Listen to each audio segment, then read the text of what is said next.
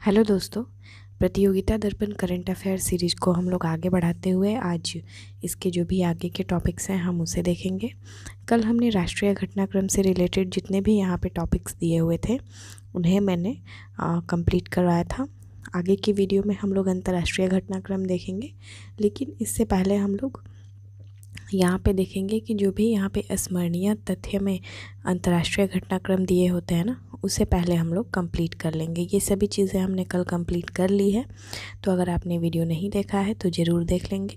आज हम लोग स्मरणीय तथ्य से रिलेटेड जो भी अंतर्राष्ट्रीय घटनाक्रम दिए होते हैं उन्हें देखेंगे।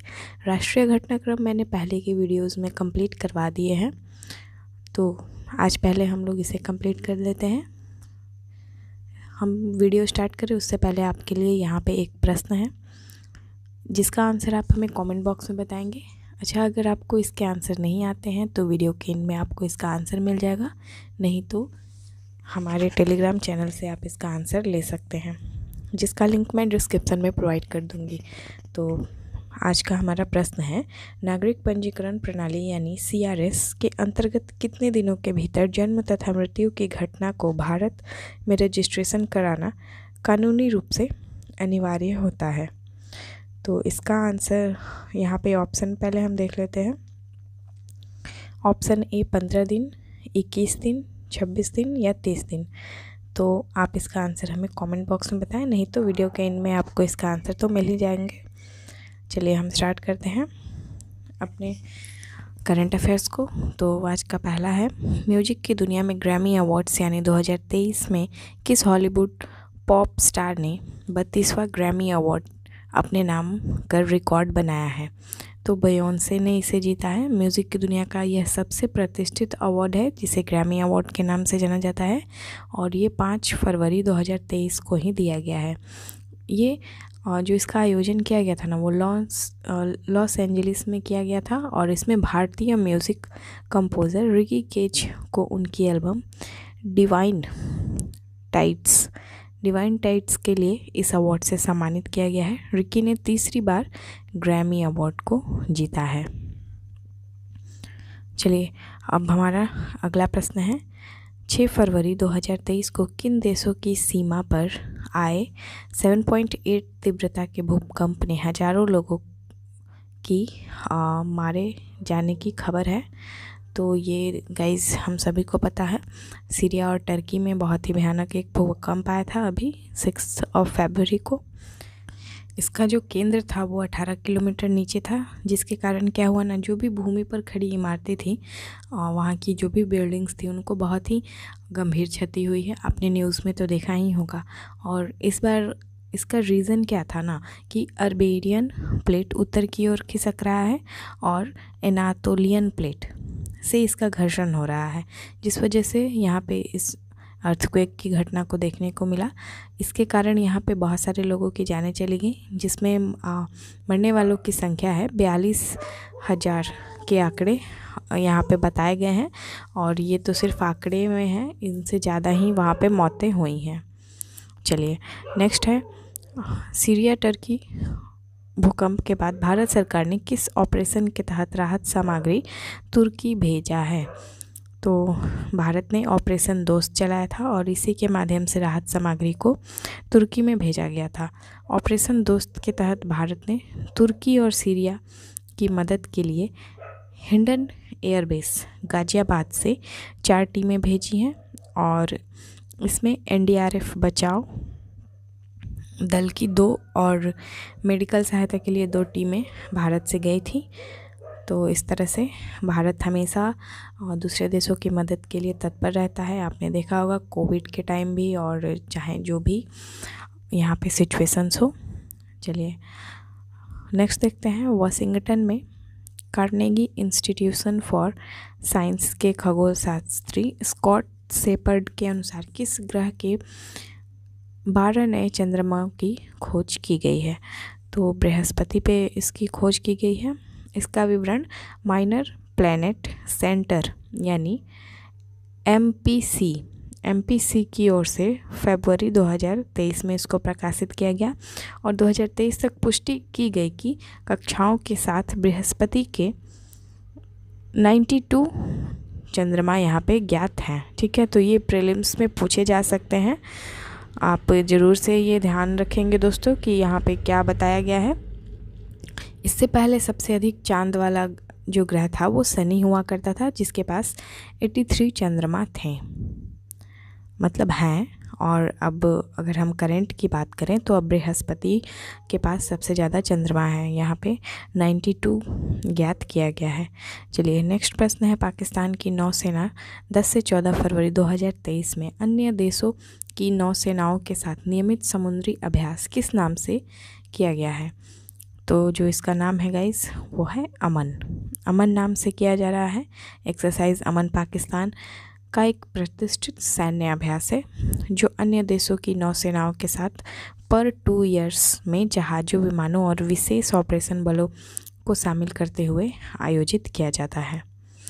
अगला प्रश्न है, चक्रवात गैब्रियल ने किस राष्ट्र में फेब 2023 में तबाही मचाई है? राइट आंसर है न्यूजीलैंड। तो न्यूजीलैंड में चक्रवात गैब्रियल आया था। यहाँ के प्रधानमंत्री हैं क्रिस हॉपकिंस और उनके द्वारा गैब्रियल को इस सदी में आने वाली सबसे बड़ी मौसम घटना बताया गया है और उन्होंने इससे देश में लगभग 50 लाख आबादी में से कम 1/3 को प्रभावित होने की आशंका भी जताई है। अगले प्रश्न को देखेंगे। नेक्स्ट है, 36वां अफ्रीकी संघ शिखर सम्मेलन 2023 फेब में कहाँ पे संपन्न हुआ है? तो ये एडिस अबाबा इथियोपिया में हुआ है गाइस। अफ्रीकी संघ EU एक महाद्वीप संघ है जिसमें अफ्रीकी महाद्वीप के 55 देश शामिल हैं। EU का सचिवालय अफ्रीका संघ आयोग एडिस अबाबा में स्थित है। तो यहाँ से आप ये चीज़ भी याद रखेंगे कि अफ्रीकी संघ का आयोग कहाँ पे स्थित है? एडिस अबाबा में है। नेक्स्ट प्रश्न है, दक्षिण अफ्रीका ने रूस और चीन के साथ 10 दिवसीय नौसैनिक संयुक्त सैन्य अभ्यास फेब 2023 में किस नाम से संपन्न किया है? तो इसका नाम क्या है? मोसी 2। दक्षिण अफ्रीका, रूस और चाइना। स्थानीय त्वात्सना भाषा में मोसी का अर्थ होता है धुआं। अभ्यास, जो ये अभ्यास हो रहा था वो 17 से 27 फरवरी के बीच में डरबन और रिचर्ड बे के बंदरगाहों पे संपन्न हुआ है। हमारा अगला प्रश्न है, भारत और जापान के बीच किस संयुक्त सैन्य अभ्यास का चौथा संस्करण 17 फरवरी से 2 मार्च 2023 तक जापान में सीगा प्रांत के कैंप इमाजू में आयोजित किया गया है? तो ये धर्म गार्जियन कराया गया है दोस्तों।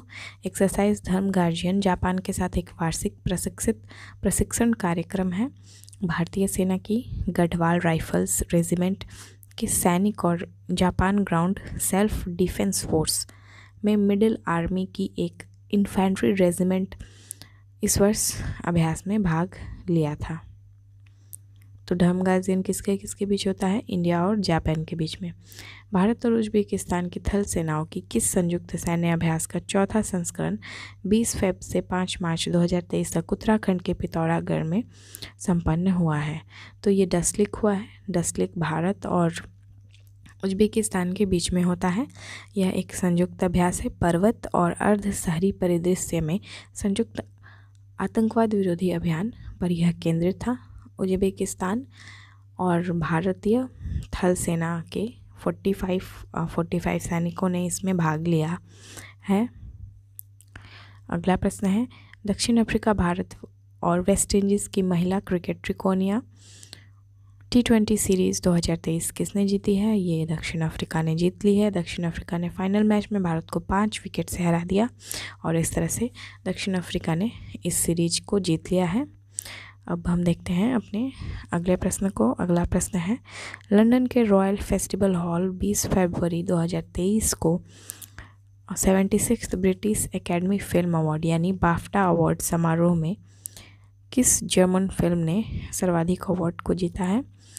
तो ये जो मूवी है उसका नाम है all quite on the western front. इसने सबसे अधिक अवार्ड को यहाँ पे जीत रखा है। All quite on the western front film ने बेस्ट फिल्म और बेस्ट डायरेक्टर समेत 7 श्रेणियों में अवार्ड को जीता है। और एल्विस और द बैंसीज ऑफ इनिशेरिन को 4 बाफ्टा अवार्ड दिए गए हैं। साथ ही बेस्ट डॉक्यूमेंट्री कैटेगरी में नॉमिनेटेड भारतीय documentary film all that Brits BAFTA award नहीं जीत सकी है। ठीक है, ऑल दैट ब्रिट्स। तो ये क्वेश्चन हो सकता है कि कौन सी मूवी भारत की जो डॉक्यूमेंट्री मूवी है वो नॉमिनेटेड हुई थी। तो आप ये नाम ज़रूर याद रखेंगे, यहाँ से प्रश्न बन सकता है एग्ज़ाम में।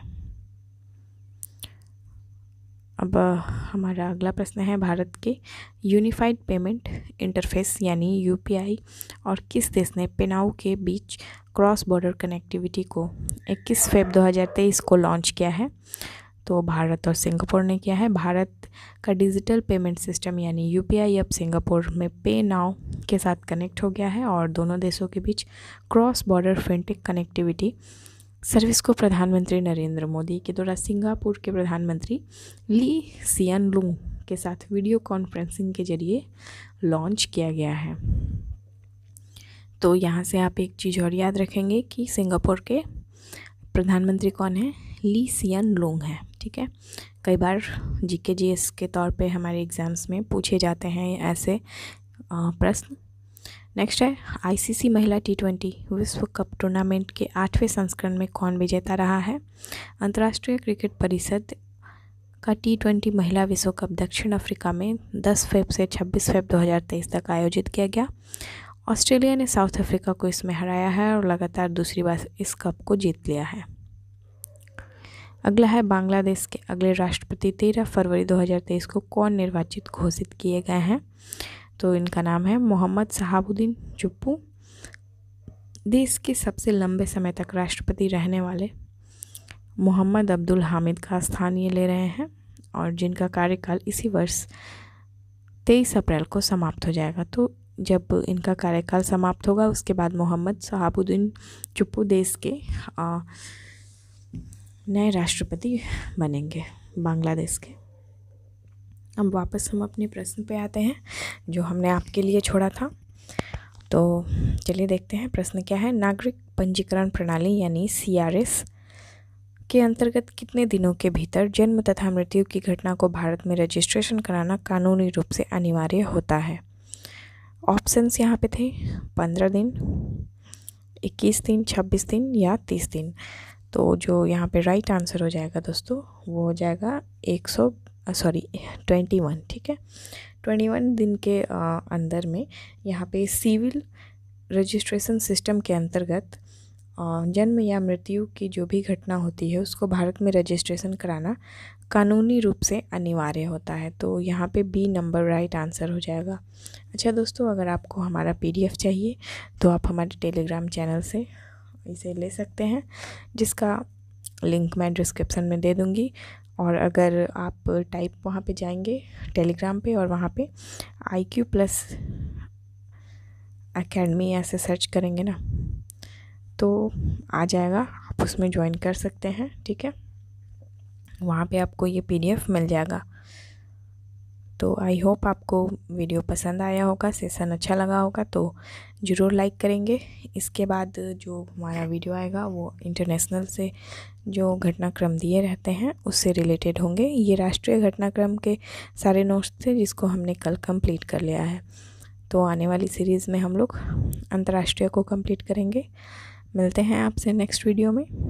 जय हिंद।